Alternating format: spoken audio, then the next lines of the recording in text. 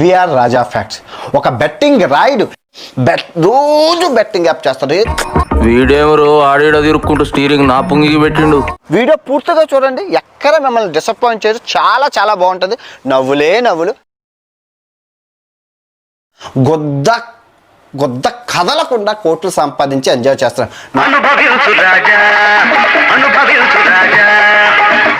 సిగ్గు లజ్జ ఏమైనా ఉందా చెప్పు. ఉందా నీకు?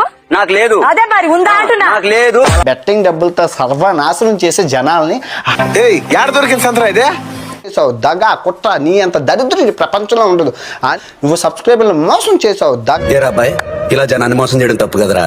మోసపోవడం వాళ్ళ తప్పు కానీ మోసం చేయడం నా తప్పు ఎలా అవుతుంది? 6 లక్షల మంది విఆర్ రాజా ఈ ఎదవ ఎలాంటి వాడంటే అండి, అంటే నన్ను వెధవ అనేస్తారా? అవును రా, దొంగ వెధవా. ఆ సబ్స్క్రైబర్ని అన్యాయం చేసే ఎదవ ఈడు. భాష ప్రధానం. ఎటువంటి దరిద్రుడు అంటే రామాయణం గురించి చెప్తాడు, బెట్టింగ్ యాప్ని ప్రమోట్ చేస్తాడు.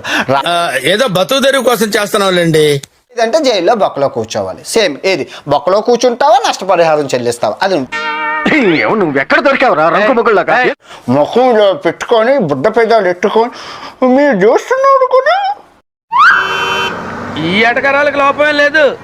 రూపాయి ఖర్చు లేకుండా లక్షల్లో ఆదాయం వస్తుంది. రోజుకు 200 సంపాదించడానికి నానా కష్టాలు పడుతున్నా.